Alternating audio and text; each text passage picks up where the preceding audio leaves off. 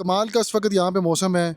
मस्कत में टेम्परेचर तकरीबन 42 डिग्री था और यहाँ पर इस वक्त टेम्परेचर 26 के आसपास आ चुका है। ये दोपहर बिल्कुल शिकर दोपहर का वक्त है इस वक्त।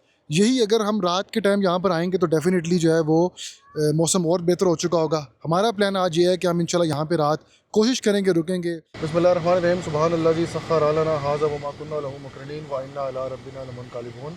और यहाँ पर मस्कत में जो लोग भी रहते हैं उन्हें पता है कि मस्कत में दुआ पढ़ने के बाद सफ़र के लिए दूसरा काम जो करना पड़ता है वो है टी टाइम की चाय लेना। तो अभी हम वहाँ चलते हैं, चाय लेते हैं और फिर आगे अपने सफ़र को शुरू करते हैं। तो ये है जी चाय जो डिस्पोजेबल कप्स के अंदर आती है और बड़ी ही मुनासिब कीमत है इसकी, सिर्फ 100 पैसा जो है ये चार्ज करते हैं। अब आगे अपने सफ़र को शुरू करते हैं इंशाल्लाह। गर्मी इंतहा की ज़्यादा है और यूवी इंडेक्स भी बहुत ज़्यादा है, इसीलिए ग्लासेस पहनना जो है वो समझ लें कि फ़र्ज़ हो चुका था।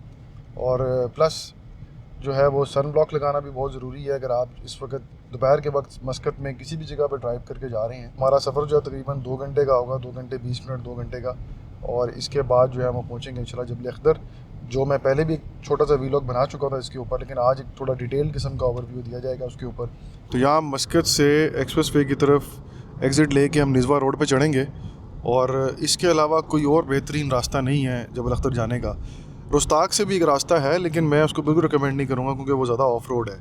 तो अगर तो आपने कोई एडवेंचर एक्सप्लोर करना है तो फिर डेफिनेटली आप रुस्ताक वाला रास्ता ले सकते हैं। अदरवाइज़ ये सीधा सीधा रास्ता है जो निज़वा रोड से हम जाएंगे इंशाल्लाह। निज़वा से पहले एक एग्ज़िट आएगा जबल अख्तर का, वहाँ से हम जबल अख्तर की तरफ एग्ज़िट लेके निकल जाएंगे इंशाल्लाह। रास्ते में निज़वा एक बड़ा शहर आता है, तो निज़वा के लिए हमें अलग से ही एक वीलॉग बनाना पड़ेगा। उसकी वजह यह है कि इस वक्त 12 बज चुके हैं और 12 बजे अगर हम यहाँ से निकल रहे हैं तो तकरीबन 2 बज जाएंगे हमें जबल अख्तर जाते हुए। जबल अख्तर जो है तकरीबन वो 2000 metre above the sea level है और जबल शम्स जो है वो 3000 से ऊपर है। लेकिन जबल शम्स में चैलेंज ये है कि वहाँ पर ना तो गवर्नमेंट की तरफ से कोई बाथरूम की फैसिलिटीज़ मौजूद हैं, ना कोई पार्क्स वगैरह मौजूद हैं। जबल अख्तर में ये फ़ायदा है कि यहाँ पर पार्क भी मौजूद है और आपको जो बेसिक फैसिलिटीज़ चाहिए होती हैं बाथरूम वगैरह की, पानी वगैरह की, वो वहाँ पे इजीली अवेलेबल होती हैं। तो ये जो है वो एग्ज़िट आ चुका है। यहाँ पर आप देख सकते हैं कि काफ़ी सारे जो ब्राउन बोर्ड्स लगे हुए हैं। ब्राउन बोर्ड्स यहाँ पर इसलिए लगते हैं कि यहाँ पर या तो ये कोई टूरिस्ट एक्टिविटी वाला एरिया है या फिर इसके अलावा जो होटल्स वाले हैं वो भी लगाते हैं। तो यहाँ पे ऊपर जबल अख्तर में काफ़ी बड़े बड़े ज़बरदस्त किस्म के 5 स्टार रिजॉर्ट्स भी हैं, बड़ी बड़ी इंटरनेशनल कंपनीज़ जिसमें अनंतारा वगैरह और दूसित वगैरह शामिल हैं। जबल अख्तर जाने का सबसे बड़ा चैलेंज यही है कि अगर आपके पास सैलून कार है तो फिर आपको ये चैलेंज है कि वो आपको अलाउ नहीं करेंगे उस रोड के ऊपर जाते हुए, क्योंकि हाइट जो है वो जो कर्व्स हैं वो कुछ ऐसे हैं मेरा ख्याल है जिसकी वजह से वहाँ पर सिर्फ 4 व्हील गाड़ियाँ ही अलाउ हैं। जी अस्सलाम वालेकुम, कहाँ पे आप? हम वो किले के पास। चलें फिर मैं भी उधर किले के पास ही आ रहा हूँ, उधर ही गाड़ी रोक रहा हूँ, ठीक है इंशाल्लाह।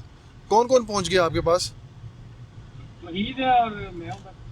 अच्छा अब्दुल वहीद पहुँचा हुआ है, ठीक हो गया, चलें सही है। तो यहाँ हम जो है वो गाड़ी रोकते हैं थोड़ी देर। आप उधर जाके ना डुबकी लगाएं। अगर आप वो सामने की तरफ देखेंगे तो सामने जो इस वक्त नज़र आ रहा है जहाँ पे कुछ लोग भी आ रहे हैं, बच्चे खेल भी रहे हैं, ये कोई जगह बनी हुई है मेरा ख्याल है, या तो ये मस्जिद है पुरानी या फिर ये किला है, क्योंकि मैं पहले एक दफ़ा आया हूँ यहाँ पर। ये जी मैं इस वक्त मौजूद हूँ मस्जिद यारबा। मस्जिद यारबा है, इमाम सुल्तान बिन सैफ बिन मालिक यारबी ने इसको 1639 में तामीर किया था। इंतहाई कदीम मस्जिद है यहाँ पे इस इलाके में। और ये यारबा जो है एक कबीला है, बहुत पुराना कबीला है और इनके कुछ अफराद ने जो है सुल्तान इस सल्तनत ओमान पे जो है हुकूमत की काफ़ी अर्सा पहले। तो ये मस्जिद जो है ये उस वक़्त की मस्जिद है, 1639 में इसको तामीर की थी। और बल्कि अगर आप इसकी प्लेट पे देखेंगे तो लिखा भी हुआ है। तो आखिरी जो इसमें तरमीम की थी वो सुल्तान काबूस बिन सईद के अहद में 1998 में इसमें तरमीम की गई थी और ये तकरीबन अपनी असली हालत में है मौजूद और कुछ तरमीम के बाद।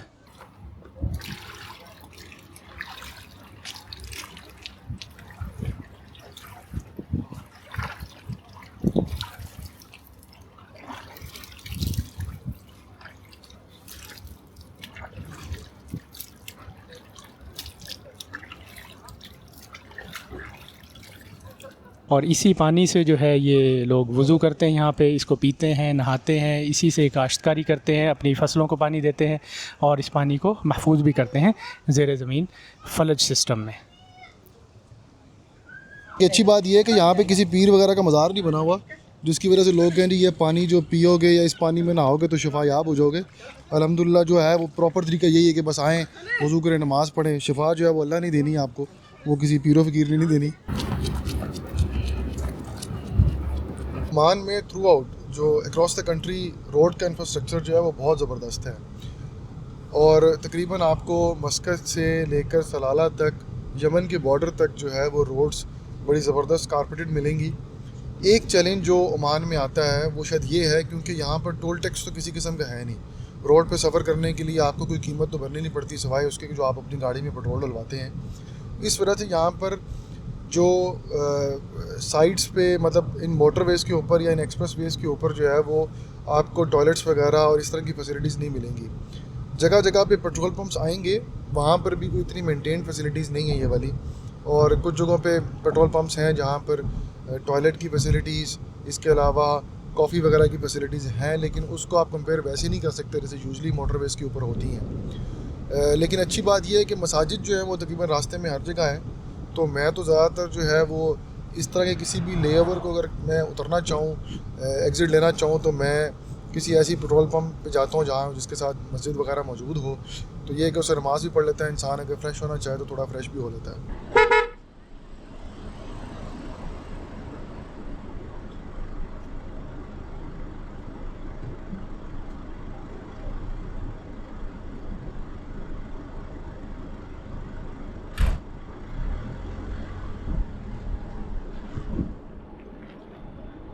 इस वक्त हम मौजूद हैं जबल अख्तर में एक चोटी के ऊपर, और यूजली जब भी हम जबल अख्तर आते हैं तो थोड़ा सा पसीना वगैरह निकलवाने के लिए हम इस चोटी पे चढ़ते हैं। अभी जो मैं पोज़ लेके बात कर रहा हूँ या फिर स्लो स्लो बात कर रहा हूँ इसीलिए कर रहा हूँ क्योंकि पहाड़ी चढ़ के हम ऊपर आ चुके हैं। नीचे से अगर हम कैमरे के थ्रू पहाड़ी दिखाएंगे तो लगता है कि ये कुछ भी नहीं है, लेकिन ऐसा है नहीं। बाकी रास्ते में कोई बहुत भी हो तो छिपलियाँ वगैरह ही हैं, इससे ज़्यादा कोई इतना बड़ा मसला नहीं है। इसलिए हम इंशाल्लाह इस वक्त 4 लोग हैं हम जो हैं, बाकी के जो 3 लोग हैं वो नहीं आना चाह रहे थे, वो उन्होंने रेस्ट को ज़रा तरजीह दी है, तो हम अब 4 लोग जो हैं वो आ चुके हैं।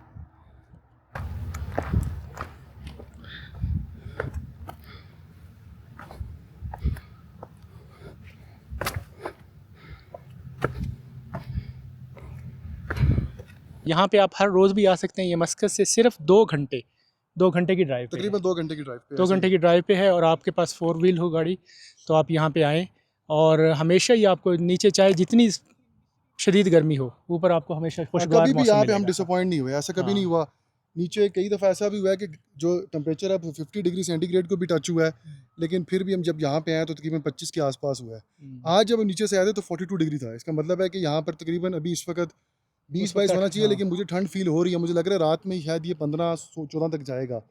और आज पर्टिकुलरली बारिश नहीं हुई, लेकिन कल जो थी वो बारिश यहाँ पे हुई है, जिसकी वजह से मौसम शायद बेहतर हो। लेकिन हम वैसे चाह ये रहे थे कि आज भी बारिश हो जाए यहाँ पे, लेकिन अभी तक तो बारिश नहीं हुई। हमने बाकी आज आपने देखा होगा इससे पहले कि हमने कुछ नई जगह भी एक्सप्लोर की हैं। हमने थोड़ा ऑफ रोड भी किया है, हम थोड़ा ऐसी वादियों में भी गए हैं जहाँ पे हम पहले नहीं जा सके थे, तो जिसकी वजह से ये कि आज हमें थोड़ा ज़्यादा मज़ा आया और आज हम सुबह पहले आए हैं।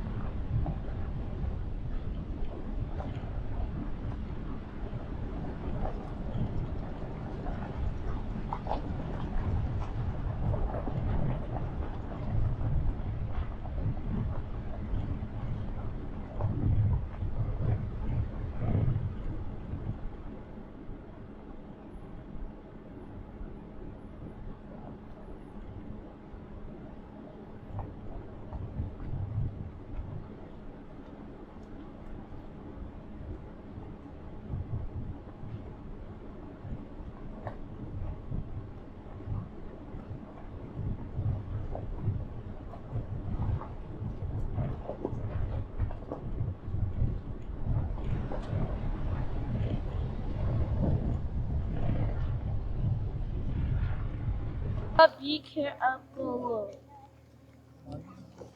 आगे ही जाना। अस्सलाम वालेकुम जी। हम जबल अकदस से 15-20 किलोमीटर आगे कोई सलूत गांव से थोड़ा सा पीछे एक जगह पर मौजूद हैं। इसकी हाइट समुंदर से 3000 किलोमीटर ऊपर है। 3000 किलोमीटर 3000 3000 मीटर ऊपर है। बेटा 3000 किलोमीटर अब आप इसको ज़रा घुमाएं बैक इतनी की ऊपर तो तरफ। जन्नत भी नहीं होगी 3000 किलोमीटर। मैं आपको दिखाता हूँ, ये देखें जी, ये नीचे की तरफ आप देखें कि क्या ज़बरदस्त किस्म का हाइकिंग ट्रेल है। कि यहाँ पे अब कंस्ट्रक्शन जो है ना बहुत बढ़ती जा रही ऐसे है ही है। और बड़े बड़े प्रोजेक्ट आ रहे हैं, बड़े बड़े यानी कि कई 5 स्टार 4 स्टार यार होटल्स इस भी वक्त जो भी अभी कम से कम 7 से हाँ 8 5 स्टार होटल्स एंड रिजॉर्ट्स तो ऑलरेडी यहाँ पर मौजूद हैं। हाँ और मजीद कंस्ट्रक्शन जिस लेवल पे चल रही है, इसका मतलब है कि बहुत ज़्यादा टूरिज़्म को यहाँ पर खींचा जाएगा। और लोगों को मैंने देखा है कि लोग प्राइवेट भी ना कंस्ट्रक्शन काफ़ी Yes. बढ़ रही है, बड़े बड़े विलाज और Airbnb बड़े के बड़े ऊपर हाँ और डिफरेंट वेबसाइट्स के ऊपर आपको विलाज और फार्म हाउसेस भी मिल जाते हैं यहाँ पर। हमने बहुत ट्राई की कल कि हम एक फार्म हाउस ले लें, लेकिन ऑक्यूपेंसी बहुत हाई है इस वक्त यहाँ पर, तो हमें नहीं मिल सका फार्म हाउस। और गवर्नमेंट ऑफ ओमान का जैसे हम पहले भी बात कर रहे थे कि एक स्पेशल फोकस है टूरिज़्म को प्रमोट करने के लिए, और इसके लिए उन्होंने रोड शोज़ भी किए हैं काफ़ी मुल्कों के अंदर, बड़े बड़े यानी कि बड़े बड़े इवेंट्स में जाके जो है, और इवन अंडर सेक्रेटरी के लेवल पे भी जो है लोगों की प्रेजेंस वहाँ पे रही ऐसे है। ही है, बिल्कुल ऐसे। और एक चीज़ जो है ना, एक और बात नोट करने वाली है कि जबल अख्तर का जो ये मंतका है, ये जो एरिया है, इसको स्पेशली चूज़ किया गया है जैतून की काश्त के लिए।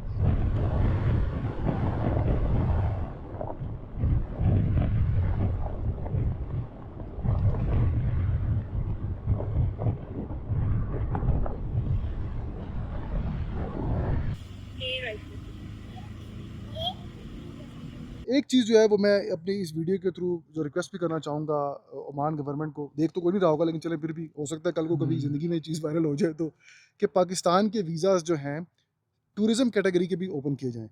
क्योंकि शायद हमारे यहाँ ओमान, मेरा ख्याल है 99.99% जो लोग हैं वो वर्क वीज़ाज़ के ऊपर आते हैं या फिर फैमिली जॉइनिंग वीज़ाज़ के ऊपर आते हैं, कुछ विज़िट वीज़ा के ऊपर, वो भी जॉब हंटिंग के लिए आते हैं। यूजली यहाँ पर लोग टूरिज़म के लिए नहीं आते, लेकिन अभी तकरीबन इस वक्त 3-4 लाख मेरा ख्याल है पाकिस्तानी पॉपुलेशन है यहाँ पर मौजूद। 3 लाख प्लस 3 लाख प्लस है, जिसकी वजह से लोगों को पीछे पता है कि ओमान भी एज अ टूरिस्ट कंट्री बहुत ज़बरदस्त कंट्री है, ये सेफ उसका है, क्राइटेरिया सेट किया reliable जा है। तो उसका सकता है। क्राइटेरिया अगर सेट किया जाए हाँ, ताकि जिससे जो हमारे लोग फिल्टर आउट उसका हो जाएं वो गलत लोग फ़ायदा जो ना हाँ उठाएं, जो लोग गलत गलत फ़ायदा जो उठाते हैं वो ना उठाएं। तो जो लोग देख रहे हैं हम उनको भी रिक्वेस्ट करेंगे कि सर प्लीज़ किसी की बातों में ना आइए, आप प्रॉपर इसको एज अ जेन्युइन टूरिज़म के तौर पे आना चाहें, विज़िट वीज़े के तौर पे ज़रूर आएँ।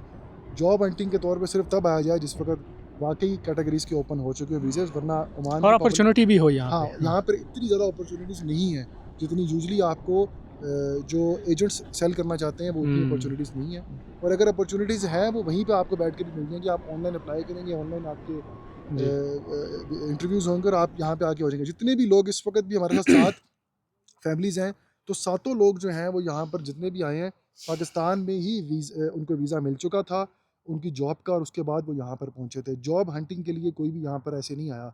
आते हैं लोग, कुछ लोग होते हैं, लेकिन सक्सेस रेशो काफ़ी कम है उसका। रकबे के लिहाज से दूसरा बड़ा मुल्क है सऊदी अरब के बाद, लेकिन आबादी यहाँ पे बहुत थोड़ी है। अब इस वक्त 2025 में 5 इसकी मिलियन 5 मिलियन आबादी है, उसमें भी 2 मिलियन एक्सपैट्स हैं, यानी कि 20 लाख जो हैं वो बाहर के लोग हैं और 30 लाख इनकी अपनी आबादी है। और ये स्कैटर्ड है बहुत ज़्यादा, मतलब इसका रकबा आप इससे अंदाज़ा लगाएं कि आधा पाकिस्तान कर लें आप। हाँ, सलाला जो है यहाँ से तकरीबन 1000 से 1100 किलोमीटर दूर है और आबादी बिल्कुल ना होने के बराबर है। वसाइल भी बेतहाशा हैं, लेकिन वसाइल भी एक सर्टन लेवल तक जो है वो उनको यानी कि जो है इस्तेमाल किया जा सकता है। गवर्नमेंट अभी ऑब्वियसली बात है, गवर्नमेंट अपने हिसाब से अपने पेस में उन चीज़ों को लेके चल रही है।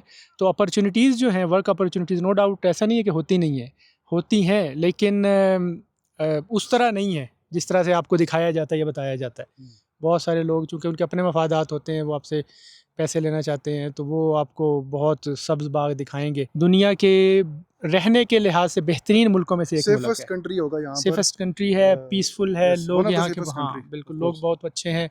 आपको कभी आपके दिल में भी ख्याल नहीं आता कि आपके साथ कोई मिसहैप इसलिए होगा। आपका इज़्ज़त और एहतराम जो है वो हाँ। यहाँ पर बड़ा ज़बरदस्त है, बिल्कुल जो आपको यूजुअली बहुत सारे कंट्रीज़ में नहीं मिलता। जी। वो ज़ाहिर है आप अपना मुल्क छोड़ के जब यहाँ पर आते हैं तो आपको पैसों के अलावा साथ साथ रिस्पेक्ट का लेवल जो है ना वो भी आप एक्सपेक्ट कर रहे होते हैं कि आपको मिलेगा, और वो यहाँ पर मिलता है। इसके बाद इंशाल्लाह हम खाना लेने जा रहे हैं, खाना लेने जाएंगे खाना खाएंगे इंशाल्लाह, बैठेंगे, गपशप लगाएंगे, और उसके बाद यहाँ से हम वापस निकलेंगे रात को इंशाल्लाह, या फिर डिपेंड करता है मौसम के हिसाब से, हो सकता है हम रात का यहाँ पे क़याम भी कर लें। बहुत शुक्रिया आपका, आपने इस वीडियो को बहुत देर तक देखा, इतनी लंबी बर्दाश्त वीडियो किया। बर्दाश्त किया। इतनी लंबी वीडियो हमारे बनाने का मकसद नहीं था बहरहाल।